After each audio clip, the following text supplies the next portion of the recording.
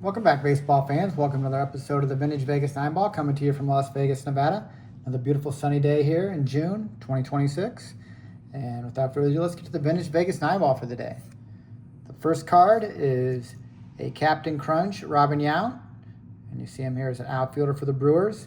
Of course, he started his career as a shortstop before moving to center field.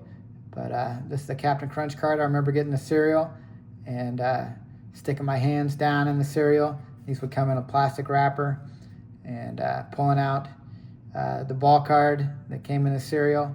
And this one happened to be Robin Yount. And of course, the Brewers back then weren't as big a rival with the Cubs. The Brewers were in the American League back then in the early 90s, late 80s. And the Cubs, of course, in the National League before all the realignment. But yeah, Robin Yount, big-time player for the Brewers. And you see here, this is one of number 21 out of 22 in the Captain Crunch series. And Robin Yount, you see here, many years in the big leagues with a .290 career average. We'll put him on the Hall of Fame stand, the captain, Robin Yount, Captain Crunch. Speaking of captains of Crunch, here are a couple here, Reggie Jackson and Mickey Mantle. And you see this is a highlight, Donruss 1986 card. Reggie Jackson eclipses Mantle's home run record. And you see, it says, Reggie said it's perhaps the greatest honor and tribute to me to be in the same company as Mickey Mantle, who was my idol as a kid. And it says, Reggie hit his 537th career home run off of Roger Clemens to put him into 6th place all time in front of Mickey Mantle. And big home run for Reggie Jackson to eclipse Mantle. And this is a nice shot of Reggie Jackson. Seems like Angels always get almost every big time star at the end of their career. And Reggie Jackson, no exception. We'll put Reggie on the Hall of Fame stand, Mr. October. Next card, another great switch hitter, speaking of Mickey Mantle. And this is switch hitter Chipper Jones. Of course, longtime third baseman, and then he moved to left field for the Braves. And just a great player. Always enjoyed watching him play. Chipper Larry Jones. And here he is with the sweatbands on. And just a nice look of him early in his career. It's an upper deck. And yeah, you see hardly any stats there. 1993 Braves. This must be his rookie card or close. You see him here swinging the bat right-handed. Of course, when I think of Chipper, I usually think of him as a left-handed hitter, but of course he's a great switch hitter, just like Mickey Mantle, and one of the best third basemen. You see here on this card it says shortstop, so I guess he started his career as a shortstop, but then would play many years as third base and left field for the Braves. Put him Hall of Fame career, Chipper Jones.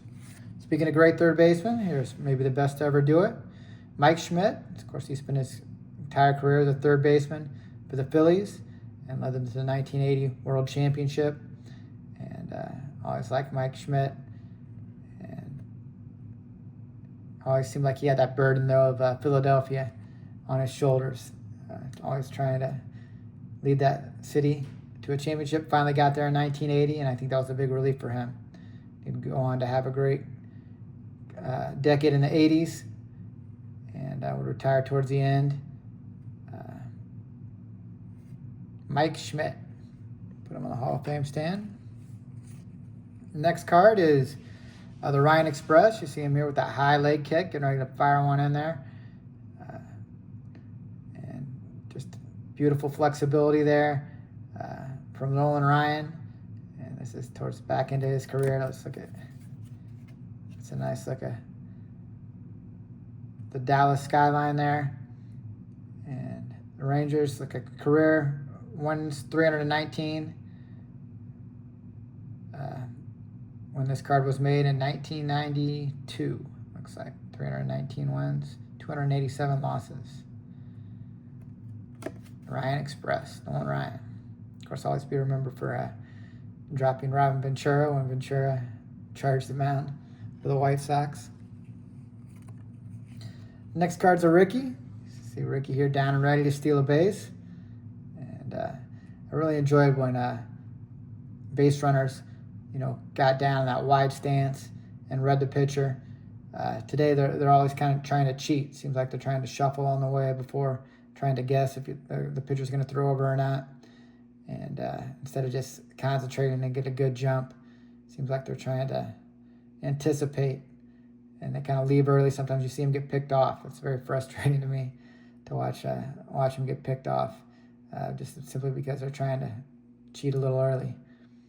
But I guess if they get away with it, it's a big advantage. But sometimes they don't, and those outs lost on the bases can be very frustrating. I don't think Henderson would agree with it, with their philosophy. Ricky, down and ready.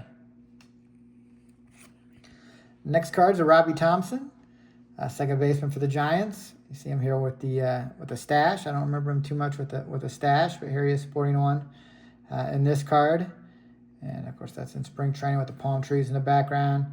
And just a nice looking card, Robbie Thompson, sporting the stash. Of course, longtime second baseman for the Giants.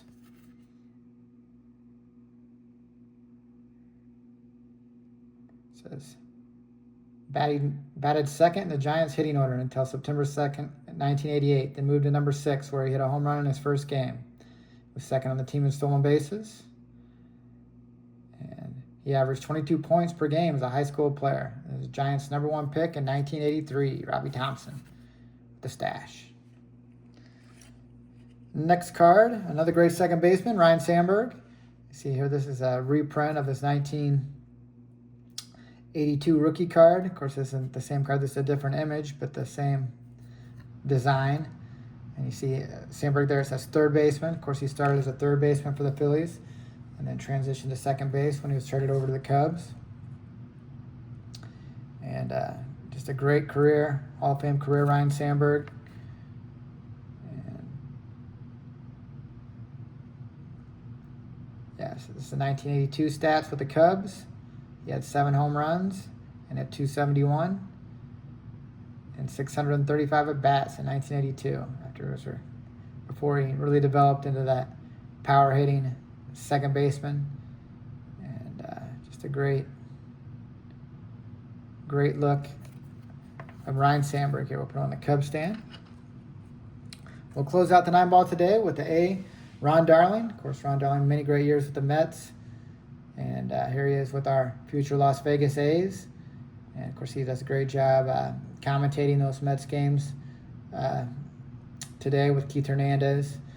And kind of they have the 2 color guys, Darling and Hernandez. They do a good job. And you see Darling's career record, 117 and 89 with a 3.57. And he spent a couple of shutouts in 1992 for the A's. One against Boston and one against the Blue Jays. Ron Darling, longtime pitcher for the Mets. And that will conclude the Vegas 9-ball today. Appreciate you watching. Take care and God bless. In the Lake Mead, where we are earlier.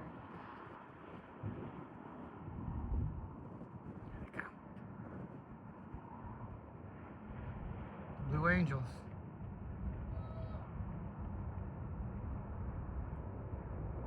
What is that plane?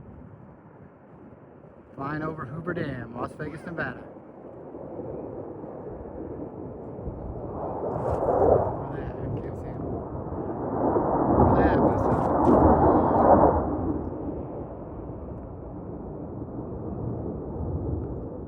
One of the guys aborted mission. Abort.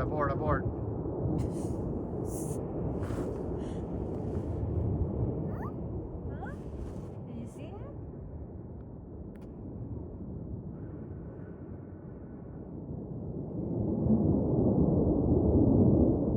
Coming back around? Yeah, they should. They should do some. I don't think so. Yeah. If they're gonna do a show, there should be a lot. There will be. Still the one guy, the Lone Ranger. He doesn't want to join the formation. No, that's how it is. It depends on what kind of. He must be the guy with the the missiles in case somebody tries to attack them. Hoover Dam, Las Vegas. Blue Angels flying over the top here for our 250th year anniversary of the United States of America. God bless America.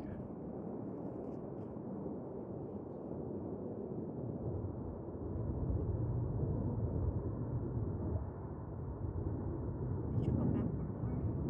Should be like that. We're back to Nellis Air Force Base.